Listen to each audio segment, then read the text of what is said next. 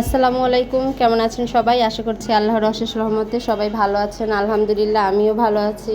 দুপুরবেলা রান্নাবান্না, আর এই যে মিষ্টি কুমড়াটা অর্ধেকটা আছে, এটা আমি বাবুকে একদিন শিং মাছ দিয়ে আর কি ওকে রান্না করে দিছিলাম। শিং মাছ দিয়ে মিষ্টি কুমড়ার একটু ভেজেও দিছিলাম আজকে দুপুরে। আর এই যে অর্ধেক টুকরোটা ভাবতেছি আমি রান্না করব। আর এই যে দেখেন, এটা গতকালকে রাতের ভিডিও। গতকালকে রাতে আমি হচ্ছে কচুরমুখী দিয়ে বড় মাছ রান্না করছিলাম। আর এটা একটু ঝাল ঝাল করছিলাম, যেহেতু বাবু খাবেন আমাদের জন্য। আর এটা খেতে অনেক মজা হয়েছিল।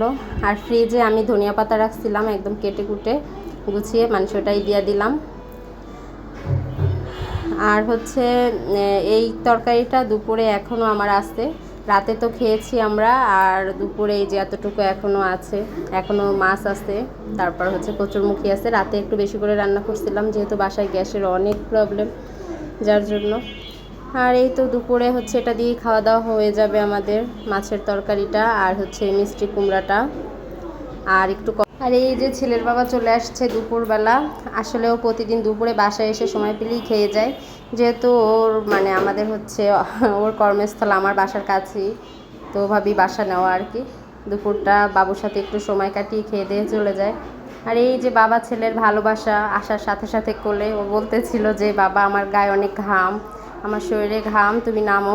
নামিয়ে দিল যে তোমাকে একটু ফ্রেশ হয়ে তারপর কোলে নেই। ও আসলে ওই সময় নেয় না অত, যে বাবা ফ্রেশ হবে তারপর কোলে উঠবে, এমনটা নেয় না, আগেই কোলে উঠতে চায়। আর আমি হচ্ছে এইখানে চাক চাক করে সেই মিষ্টি কুমড়াটা একটু কেটে নিচ্ছি। এটা হচ্ছে তেলে ভেজে দেন হচ্ছে রান্না করব। আর একটু করলা ভাজি করার প্ল্যান আছে, আর কচুরমুখির তরকারিটা মাছের আছে। তো আর কোনো চিন্তা ভাবনা নেই। আর বাবুকে আমি এখান থেকে কিছুটা হচ্ছে মিষ্টি কুমড়া আর কি ভেজে তারপর ও মানে আলাদা ওর জন্য রাখবো, ও খুব পছন্দ করে। এই যে আমার ভাজাটা শেষ একদম, তো এখন এটা রান্নার জন্য একদম প্রস্তুত হয়ে গেল। তো যাই হোক, আজকে একটা জিনিস রিয়ালাইজ করলাম, লাইফে আসলে খুব হতাশ হয়ে যাই, অল্প কিছুতেই খুব হতাশ হয়ে যাই আমি বা আমরা। তো মানে এমন একটা কাহিনী, মানে আমার চোখে দেখে মনে হইলো যে না, আল্লাহ আসলে যখন যেভাবে যে অবস্থায় রাখছে আলহামদুলিল্লাহ। মানে হতাশ আসলে হতে নাই, কারণ হতাশা হচ্ছে শয়তানের পক্ষ থেকেই আসে। তো আমি বিষয়টা শেয়ার করতেছি না, যেহেতু আমার ফ্রেন্ড আমাকে বলছে। তো এতটুকু বলতে পারি যে লাইফ কখনো হতাশ হবেন না। আর ধৈর্যের ফল যে এত মিষ্টি হয়, আর ধৈর্যর মানে ধরে কোনো কাজ করে গেলে সেটার সাকসেস আল্লাহ তাআলা স্বয়ং দেয়। আর যারা ধৈর্য ধরে নেয়, মানে এর ফল যে কী পরিমাণ খারাপ হয়, মানে যখন মানুষ মনে করে যে আমি এই স্তরে খুব খারাপ আছি, কিন্তু দেখা যায় মানে এই অধৈর্যর ফলে, বেয়াদবির ফলে দেখা যায় যে পরবর্তীতে তার জীবন দুর্বিষহ হয়ে যায়। এরকমই একটা ঘটনা। তো সব কিছু তার বলা যায় না। তো যাই হোক, এখানে হচ্ছে বিকেলের নাস্তা। আর আজকে এই নাস্তাটা আমি অনেক দিন পর বানাচ্ছি। এখানে হচ্ছে একটু আটা, তারপর হচ্ছে একটা ডিম, পেঁয়াজ আর হচ্ছে কাঁচামরিচটা আমি অনেক দিতে চাইছিলাম, কিন্তু আমার ছেলের কথা মাথায় রেখে আমি উঠাইয়া রাখছি। পরে কতগুলা, 2-1টা দিছিলাম। আর হচ্ছে কি দিলাম, ধনিয়া পাতা। এইসব দিয়ে হচ্ছে তেলে এটা ভাজবো। এটা আমি ছোটোবেলায় আমার মা আমাকে নাস্তাটা করে খাওয়াতো। এটা হচ্ছে ঝাল পুয়া বলতাম আমরা। মিষ্টি না, মানে ঝাল পুয়া।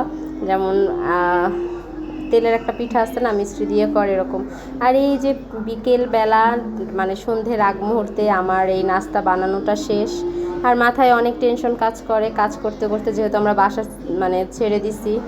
আর বাসা ছাড়ার আগে তো জানেনই কত কাজ থাকে, যেহেতু ছোটো বাচ্চা আছে একটা, মানে ওরে নিয়ে বাসা চেঞ্জ করা অনেক কঠিন হয়ে যাবে। আবার সব কিছু তো একটু গুছাতে হবে, হাঁড়ি পাতিল থেকে শুরু করে কাচের জিনিস সব কিছু মানে গুছানো, এটা তো মেয়েদেরই কাজ। ছেলেরা তো ওভাবে বুঝেও না। তো ছেলেরা তো বড় বড় ফার্নিচারগুলাই করবে, নিয়ে যাবে লোকে, কিন্তু এই ছোটো ছোটো জিনিসপত্র গুছায় তো আমাকে দিতে হবে। এটা নিয়ে একটু টেনশন হচ্ছে, কিভাবে কি করব একা হাতে। আর বাবু খুব ডিস্টার্ব না, ও আসলে আমার সাথেই থাকতে চায়, আমাকে ছাড়া থাকতে চায় না। আমি এই যে ভয়েসটা দিচ্ছি আপনাদের, এটা অনেক কষ্ট করে দিচ্ছি, অনেক 1 ঘন্টা ধরে দেওয়ার চেষ্টা করতেছি, কিন্তু ওর জন্য পারতেছি না। ও এসে দেখা যায় কথা বলে, মানে আমাকে আবার টেনে নিয়ে যায়। ও টিভি দেখে, টিভির সাউন্ড আছে, তো ভয়েসটা ভালো আসবে না, এর জন্য আমি অন্য রুমে। আর এই যে দেখেন বিকালের নাস্তাটা আমার একদম হয়ে গেছে পারফেক্টলি। আর এখন হচ্ছে মা ছেলে আমরা এই নাস্তাটা করে নেব। আমার ছেলে খাবে কিনা জানি না, তবে আমি তো খাবই। এই যে এখন টিভিটা অফ করে দিব, আজান দিয়ে দিবে একটু পরেই, সন্ধে নেমে গেছে একদম। আর এখনও ছাদে মানুষজন আছে, এখানটা আমার অনেক ভালো লাগে, এটা আমি মিস করবো অন্য বাসায় গেলে।